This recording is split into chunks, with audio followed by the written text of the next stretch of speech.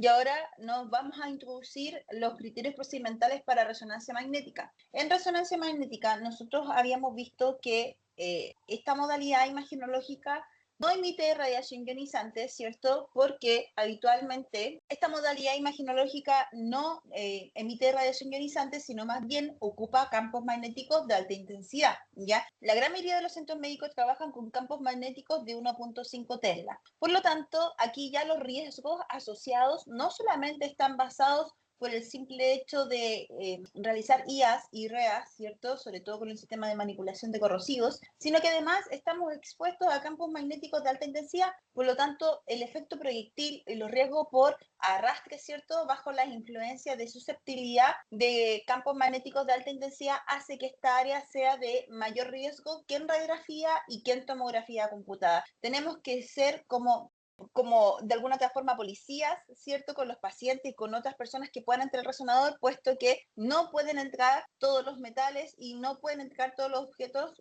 puesto que la gran mayoría de las veces los elementos metálicos presentan ciertas condicionalidades, ¿cierto? Así que hemos partido con lo más relevante en resonancia magnética, que son los riesgos. Ahora, si nosotros empezamos a dividir los riesgos en resonancia magnética, dado que los fundamentos ya los habíamos comentado en las clases anteriores, y eso lo pueden revisar en parte de la primera unidad, es que los riesgos asociados en resonancia magnética están asociados directamente con los campos magnéticos, ¿cierto? Con la emisión de los pulsos de radiofrecuencia, y que eso está directamente asociado a los niveles de calor que recibe el paciente durante el examen, al ruido acústico, ¿cierto? Y a el sistema de criogénico de enfriamiento, pero esto solamente en caso de emergencia. Y bueno, el SAR que está directamente asociado con los pulsos de radiofrecuencia. Bien, como les comentaba anteriormente, en resonancia magnética lo más relevante en riesgos de bioseguridad, ¿cierto?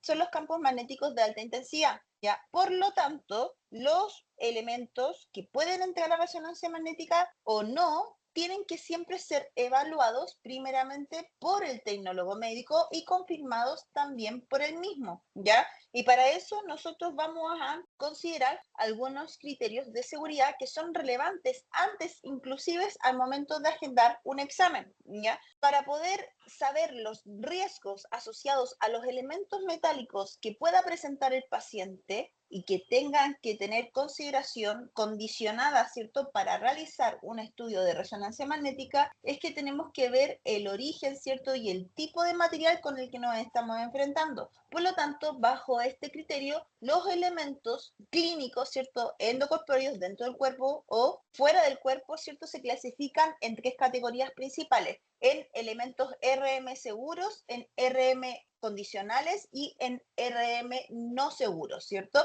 Los elementos MR seguros son aquellos en el cual nosotros trabajamos de forma segura y que sus materiales no generan ninguna influencia directa de atracción, ¿cierto?, con los campos magnéticos de alta intensidad. Dentro de ellos tenemos el oro, la plata, el titanio, ¿cierto?, que son elementos diamagnéticos, o sea que no tienen influencias ni son atraídos por campos magnéticos de alta intensidad. La segunda categoría que nosotros vamos a trabajar son los MR condicionales, y aquí sí son elementos que tanto el tecnólogo médico con el técnico médico tienen que tener muy claro al momento de evaluar para aprobar el examen y bajo qué condiciones vamos a realizar el examen, ¿ya? La gran mayoría de los elementos endocorpóreos son condicionales. Eso quiere decir que bajo ciertas condiciones yo puedo hacer el examen de forma de minimizar los riesgos para el mejor beneficio del paciente. Y aquellos que son RM no seguros son aquellos que tienen susceptibilidad ferromagnética, tienen una alta atracción con los campos magnéticos de alta intensidad y por lo tanto generan un riesgo tanto para los operadores como tanto a los pacientes, ¿ya? Entonces comprenderán que cuando nosotros nos enfrentamos a la situación del paciente, las chicas de call center, ¿cierto?, o los chicos call center,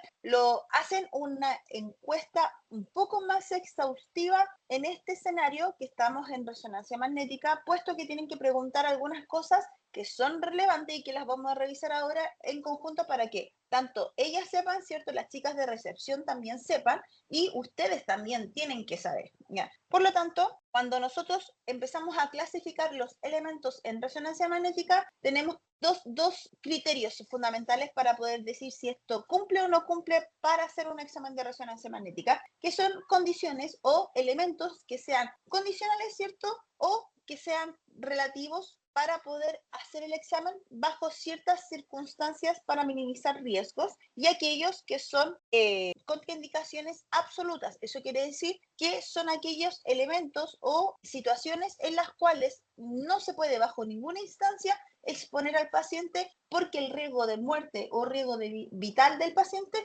puede ser inminente, ¿ya? Así que vamos a partir con los riesgos que son absolutos, o sea, que no pueden entrar bajo ninguna circunstancia al resonador, ¿ya? El primero de ellos es el marcapaso. Como todos sabemos, el marcapaso no es seguro siempre y cuando tenga alguna condicionalidad, porque hoy en día existen marcapasos que son compatibles para resonancia, pero la gran mayoría de los marcapasos que están en el mercado no son seguros para los pacientes porque no vienen categorizados ni están hechos para trabajarlos dentro de los resonadores, la gran mayoría, ¿ya? El marcapaso es un sistema electrónico que se parece a la gran mayoría de los dispositivos electrónicos y lo que hace es regular el pulso cardíaco del paciente. Este marcapaso puede ser de dos tipos, que son de transitorio, ¿cierto? O son de dependencia completa o dependencia parcial, como las arritmias, por ejemplo, los bloqueos del nodo aurículo-ventricular, o dependencia completa, ¿cierto? Cuando tenemos antecedentes de fibrilación ventricular, ¿ya? Bueno, en cualquiera sea de los escenarios del marcapaso, este elemento tiene un sistema de cables, ¿cierto? Que se va conectando a la parte interna del corazón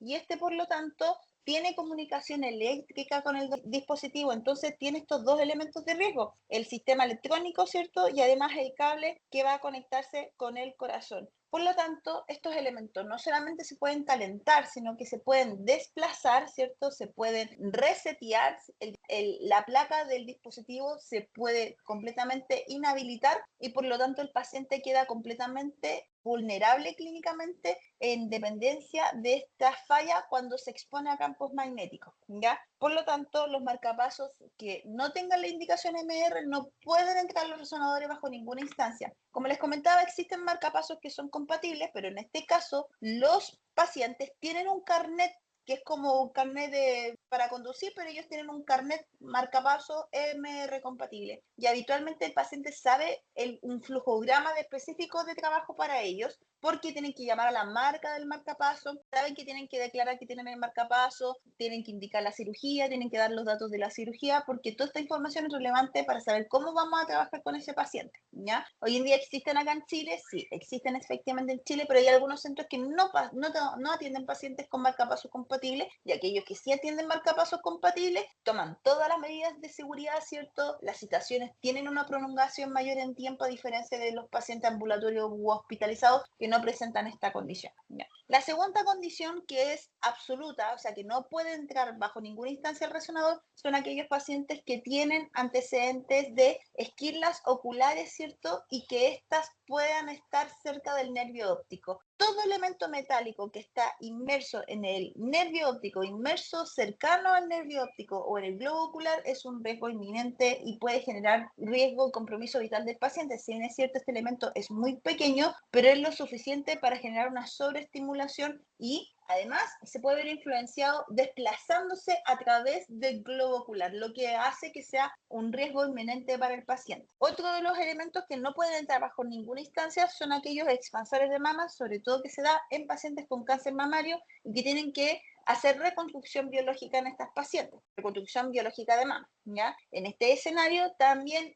tienen un dispositivo electrónico, ¿cierto? Que cada cierto tiempo el médico que está a cargo de la paciente lo manipula para poder expandir la piel para posteriormente generar la reconstrucción biológica de la mama. En este contexto, como tiene un sistema electrónico y tiene elementos metálicos, también genera un riesgo inminente porque hay un dispositivo electrónico asociado y eso puede generar un compromiso por la cercanía de órganos vitales que se encuentra en la zona. También otro riesgo inminente y que tiene cierta frecuencia son los dispositivos endococleares, ¿ya? Estos elementos habitualmente se presentan mayoritariamente en los pacientes pediátricos y es un elemento que le permite al paciente que tiene dificultad auditiva o que tiene pérdida auditiva en más del 80%, presentan candidatura para poder portar estos elementos endocorpóreos, perdón. Y en este contexto tienen un sistema muy similar al marcapasos porque tienen un sistema electrónico que tiene asociado a sistemas de cables que están directamente conectadas con el nervio vestibulococlear, que es el encargado del sistema de la audición. Este sistema, asociado a un elemento externo de imantación que queda por fuera del paciente, como se visualiza en las imágenes, genera esta comunicación entre lo que queda de forma interna a nivel auditivo con el dispositivo externo. En este contexto, los fenómenos físicos asociados son muy similares a los del marcapaso. El paciente puede presentar alteración fisiológica por la sobreestimulación eléctrica que pueda presentar el dispositivo, específicamente en los cables del elemento, asociado también a la pérdida o la inhabilitación del sistema electrónico del instrumento médico. Por lo tanto, el paciente perdería la totalidad de la audición, sin considerar además que puede ponerlo en riesgo porque puede, a través de la imantación, se puede trasladar y puede rotar, lo que puede generar un riesgo inminente para el paciente. Hay otros elementos que son los neuroestimuladores, que son muy similares a las prótesis endococleares, que tienen el mismo sistema, tienen sistemas de estimulación eléctrica, ¿cierto? Y que están asociados a sistemas de cables que le permitan al paciente poder cumplir de forma artificial las funciones de estimulación visceral. Y en este contexto, bueno, entre otras funciones también que puedan presentar estos neuroestimuladores dependiendo del segmento donde esté situado. Y en este contexto cumplen el mismo principio, por lo tanto, el paciente, al solo hecho de entrar al resonador sin siquiera intentar hacer el examen, ya corre un riesgo inminente para este escenario. Bien, entonces hemos visto que existen condiciones que efectivamente no pueden entrar al resonador y que son estos elementos los que específicamente las chicas de call center tienen que descartar, y para eso, cuando el paciente llama para reservar su cita, tienen que confirmar con esta primera llamada. De todas formas, esta información tiene que ser confirmada el día de la citación cuando el paciente se presenta a recepción. Las secretarias que reciben al paciente también tienen que confirmar y corroborar la información a través de la encuesta que tiene que responder el paciente antes que se presente con el equipo clínico. Bien, ahora, ¿el paciente podría presentar otro tipo de condiciones? Claro que sí, que son condiciones relativas. Eso quiere decir que mediante una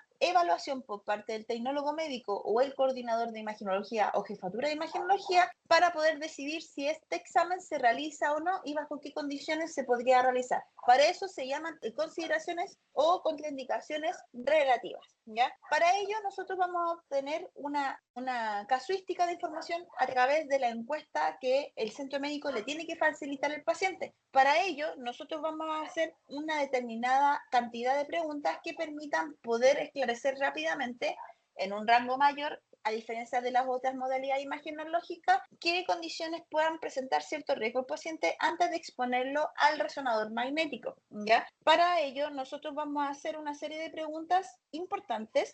Por lo tanto, la resonancia magnética en aspectos de documentación tiene que llevar de forma obligatoria la orden médica, como cualquier modalidad imaginológica, una encuesta, al igual que se realiza en tomografía computada y en mamografía, y obviamente esta está enfocada de acuerdo a la modalidad, a los instrumentos que vamos a emplear para este examen, y además, si es que requiere medio de contraste, vamos a requerir un consentimiento informado para ver si acepta o rechaza la administración del medio de contraste por parte del paciente, ¿ya? Además, las resonancias magnéticas suelen presentarse con administración de anestesia, por lo tanto, el paciente tiene que ser evaluado en este contexto por un anestesista y además requiere de solicitud de consentimiento para el procedimiento bajo anestesia. Bien, entonces al paciente nosotros lo vamos a encuestar preguntando nuevamente la documentación básica, nombre, root, edad, fecha de nacimiento, ¿cierto? Y en este caso le vamos a preguntar algunos elementos que son relevantes, algunas informaciones que son relevantes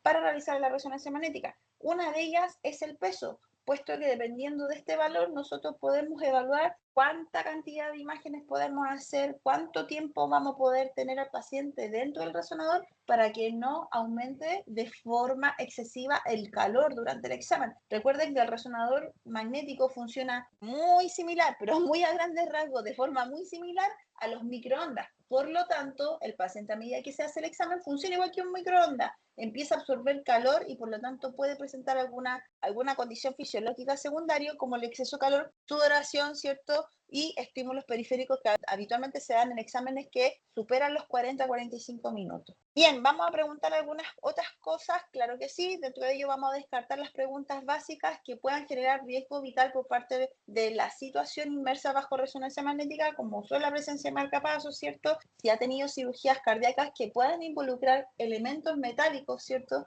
Como esternotomía, ¿cierto? Cuando le abren la caja torácica para operaciones directamente de la región mediastínica o de la región coronaria. Además, vamos a preguntar si en estas cirugías ha habido o ha existido la presencia de materiales médicos endocorpóreos que tengan composición metálica. Además, vamos a preguntar sobre la marcha otro criterio de gran relevancia en resonancia magnética, que es la función renal, puesto que en esta modalidad también podemos administrar medio de contraste, pero a diferencia de tomografía computada, el medio de contraste no necesita almacenarse en calefactores, sino más bien se almacenan a temperatura ambiente. El medio de contraste basado en gadolínio, que es el que se ocupa en resonancia magnética, es un medio de contraste que habitualmente los efectos adversos son mínimos dependiendo de la osmolaridad del medio de contraste y que solamente hay que tener cuidado único en 3 condiciones renales que pueda presentar un paciente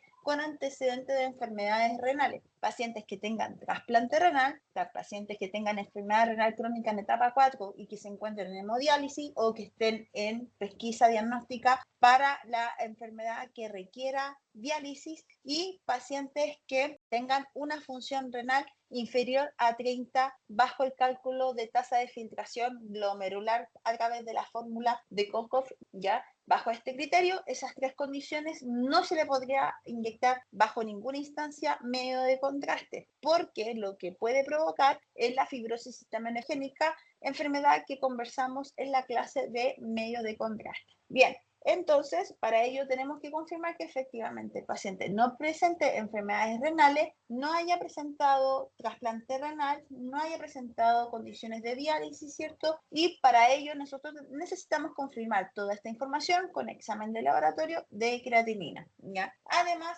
preguntar si ha tenido cirugías en otras secciones corpóreas como la región abdómenico-pélvica, ¿cierto? La región craneana, obvio, región cervical, ¿cierto? Y regiones apendiculares superiores e inferiores donde se hayan instalado elementos metálicos endocorpóreos, ¿cierto? O elementos de osteosíntesis. Además, hay que preguntar al paciente si tiene recurrencia de movimientos involuntarios, sean espontáneos, ¿cierto? Esporádicos o sean persistentes producto de alguna enfermedad como la enfermedad de Parkinson. Además, al paciente hay que preguntarle si tiene antecedente de claustrofobia o que se sienta incómodo en ambientes donde esté en situaciones bien estrechas espacialmente, porque la claustrofobia podría generar un estrés por parte del paciente y que requiera indicación de anestesia. Además, tenemos que aprovechar de consultar las enfermedades basales que pueda presentar el paciente y que puedan ser indicios de alguna condición primaria o secundaria al diagnóstico principal que presente el paciente para la citación. Bien, vamos a preguntar si tiene alergia. Si bien es cierto, no tiene efecto cruce el gadolínio con ningún elemento o agente que pueda ocasionar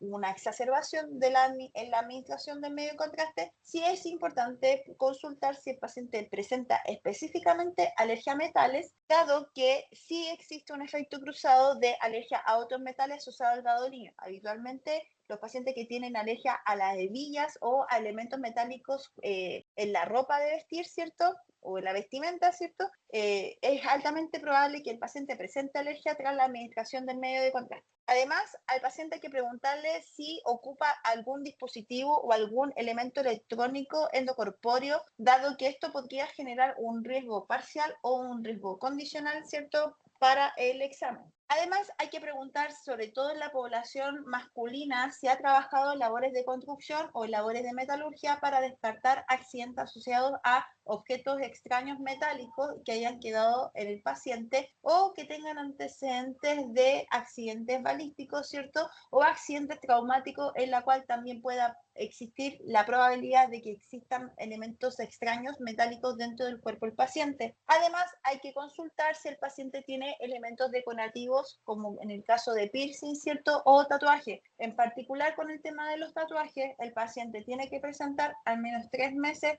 desde el último tatuaje, dado que este elemento decorativo se considera una quemadura de segundo grado y en sus primeros días después de la realización del tatuaje puede exacerbar una condición e inclusive si está en un cuadro infeccioso puede observar la infección asociada. En el caso de pacientes oncológicos, tenemos que preguntar la data del cáncer, ¿cierto? Si está en tratamiento o si ha tenido cirugías asociadas directamente como tratamiento para el cáncer. Y obviamente preguntar por qué le están indicando el examen, ¿cierto? Cuándo, cómo y por qué partió el examen, para poder entregar mayor información al médico radiólogo que va a informar el examen. Bien, entonces comprenderán que las chicas en recepción tienen que confirmar bastante información, al igual que nosotros, al momento de recibir y preparar al paciente para poder entrar a un resonador magnético. Por lo tanto, hay algunos elementos que son relevantes que nosotros tenemos que considerar y en el caso de ustedes tienen que confirmar para que nos puedan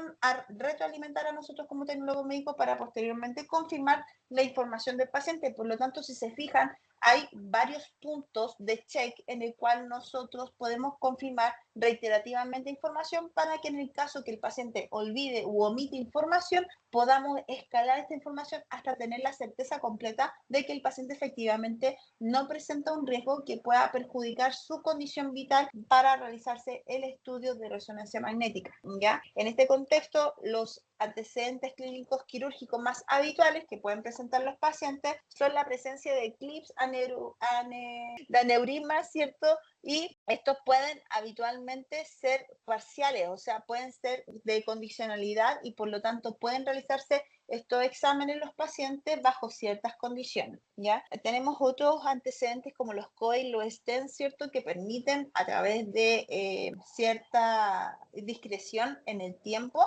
poder realizar los exámenes, dado que estos materiales son elementos de polímeros, ¿cierto? Sintéticos asociados a la acción de metales, lo que esto podría generar un riesgo parcial en los pacientes. Esto lo tenemos que evaluar directamente cuándo, cómo y dónde fue la cirugía para verificar si efectivamente existen riesgos inminentes para realizar el estudio. Ya uno de las áreas más complejas son las áreas cardíacas, ¿cierto? Mediastínicas, en el cual estos dispositivos, como quedan en vasos importantes de relevancia vital, ¿cierto? Tenemos que tener ciertos cuidados y es por eso que tienen que ser exhaustivos la confirmación de los datos, sobre todo en este tipo de cirugías, ¿ya? También vamos a presentarnos o nos vamos a enfrentar a pacientes que puedan presentar elementos de prótesis endocorpóreas y también removibles, ¿cierto? Como las prótesis de pierna, que en estos escenarios claramente no pueden ingresar al resonador, aunque sean de aleación de metales que podrían generar atracción parcial. Bajo ninguna instancia tienen que entrar estas prótesis, ¿ya? En aquellos pacientes que tienen catéter externo, ¿cierto? Sobre todo en antecedentes postquirúrgicos de traumatismo, sobre todo automovilístico, tampoco pueden ingresar al resonador y esto tiene que ser confirmado bajo la autorización o el rechazo del tecnólogo médico. Los elementos de prótesis de rodilla, de cadera, ¿cierto? O tornillos que generan reinserción ligamentosa o tendínea son condicionales. Eso quiere decir que se pueden realizar, sí, bajo la autorización del tecnólogo que está a cargo, sí, pero bajo ciertos criterios de seguridad que el tecnólogo tiene que disponer para el paciente. Lo ideal y lo que más se asegura es el tiempo de exploración. Bien, hay otras condiciones como las válvulas cardíacas en donde pueden ser de dos tipos, biológicas, ¿cierto? O mecánicas. Las mecánicas habitualmente son elementos a base de carbono con elementos de policarbonatos que permiten que sean bastante amigables a nivel biológico. Estos, sin embargo, los que son desde el año 2010 ya son 100% seguros. Sin embargo, anterior al año 2010 aparece en su tiempo una válvula que es que es el modelo Star Edwards pre-6000, perdón, que este modelo exclusivamente no puede entrar al resonador. Entonces, hay solo uno que tenemos que ir verificando efectivamente con los pacientes, pero la gran mayoría de las veces estos pacientes sí saben que tienen válvulas o elementos que no pueden entrar al resonador. Bien, otro de los elementos metálicos que pueden generar condicionalidad y que va a depender del tipo de examen que se va a realizar son los tratamientos dentales. Habitualmente los brackets no generan tanto conflicto en resonancia magnética, sin embargo, el arco que ponen en los brackets sí genera conflicto en resonancia magnética, puesto que genera que la imagen se vea muy deficiente a nivel de calidad. Por lo tanto, estos exámenes tienen que ser confirmados antes por el tecnólogo médico e inclusive se tienen que hacer pruebas de seguridad para ver qué tanto influye en la atracción que tienen los elementos metálicos dentales, ¿cierto? En referencia al campo magnético principal. También las balas, los accidentes balísticos, ¿cierto? Y las heridas cortopunzantes pueden generar un riesgo inminente al paciente. ¿Por qué? Porque la gran mayoría de las veces las balas que puedan impactar en el paciente son balas hechizas, por lo tanto no tenemos la certeza de que este tipo de metal, ¿cierto?, sea paramagnético como sí lo son las balas institucionales de carabineros, de la milicia, ¿cierto? Pero en el caso de los tiroteos que pasan en zonas rojas, ¿cierto?, de las ciudades, este tipo de balín o de balas, ¿cierto?, habitualmente no tiene condiciones paramagnéticas, sino que más bien son ferromagnéticas, por lo tanto pueden desplazarse si es que se llegan a acercar al resonador y generar un riesgo inminente para el paciente, sobre todo en órganos críticos, ¿cierto?, en regiones críticas como la región toróco, abdómnico, pélvica. Una vez que ya hemos revisado las condiciones de seguridad, tanto en los riesgos de atracción o de condicionalidad que puedan presentar los pacientes, ¿cierto? Vamos a ver que el resonador es una disposición bastante similar a lo que es tomografía computada. El posicionamiento del paciente va a ser la gran mayoría de las veces de cúbito supino, ¿ya? Va a depender del examen si es que entra con la región craneal al gantry o si entra con la región apendicular inferior hacia el gantry, o sea, con los piecitos primero, ¿ya? Bien, lo otro importante que ustedes tienen que considerar son las bobinas, porque dependiendo del segmento anatómico que nosotros vamos a estudiar, vamos a requerir un instrumento para captar la señal que va a ser específico para cada segmento del cuerpo, ¿ya? La gran mayoría de las veces nosotros vamos a ocupar una variable de bobinas que va a depender del estudio que nosotros vamos a requerir. El que más se ocupa es la bobina de cerebro, ¿cierto? Luego le sigue la bobina de abdomen, ¿cierto?, que le permite abarcar completamente toda la región abdominal del paciente. Las otras bobinas que son comunes son la bobina de hombro, como la que se visualiza acá, la bobina de cuello, que es la que incluye la aletita en la región cervical, ¿cierto? La bobina de muñeca, la bobina de rodilla, ¿cierto?, que es muy común, la bobina de tobillo y pie, como se visualiza acá, ¿cierto? Y creo que serían las más importantes. Y las bobinas superficiales que permiten evaluar no solamente segmentos superficiales, sino que pueden envolverse y evaluar estructuras mucho más pequeñas, ¿ya? Bueno, pues además que necesitamos los EPP, elementos clínicos necesarios como sabanillas clínicas, área limpia, área sucia y algunos otros elementos que nosotros vamos a emplear, sobre todo en estudios avanzados como enteroresonancia, defecoresonancia, resonancias pélvicas, ginecológicas, entre otros estudios de alta complejidad, ¿ya? Bien, entonces, como les comentaba, el posicionamiento del paciente habitualmente va a ser de cúbito supino, ¿cierto? Dependiendo del examen, si va con la región craneal hacia el gantry o no, le vamos a disponer de aditamientos para mantener el confort, dado que estos exámenes son muy largos, al menos duran 20-25 minutos, y además vamos a entregar medidas de seguridad al paciente como la alarma de seguridad, como la que tiene la paciente en sus manitos, ¿cierto? Vamos a entregar audífonos o tapones que le permitan disminuir el ruido acústico durante la exploración del examen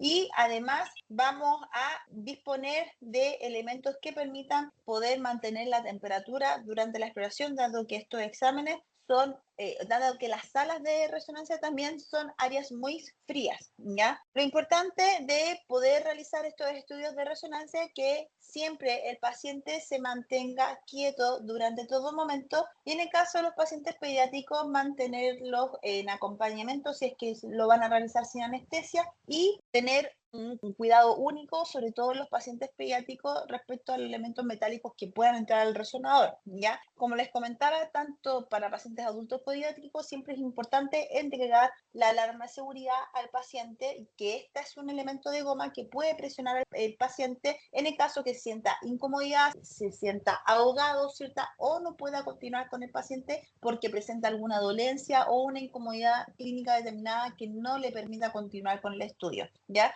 Esto además le va a permitir mantener un estado de confianza al paciente durante el tiempo de operación, dado que el paciente queda solo en la sala de resonancia y la única línea de comunicación es la ventana que está entre el comando y la sala, además de la alarma de seguridad que le facilitamos al paciente antes de iniciar el estudio. Bien, entonces los exámenes que nosotros vamos a realizar en resonancia magnética, vamos a tener dentro de ellos las resonancias de cerebro, ¿cierto? Que pueden estar sin medio de contraste o con medio de contraste. La hipófisis siempre lleva medio de contraste a menos que esté indicado en la orden médica que no se requiera administración. Las órbitas sí o sí van a menos que esté indicado o el paciente tenga contraindicación. La articulación temporomandibular habitualmente no va con medio de contraste.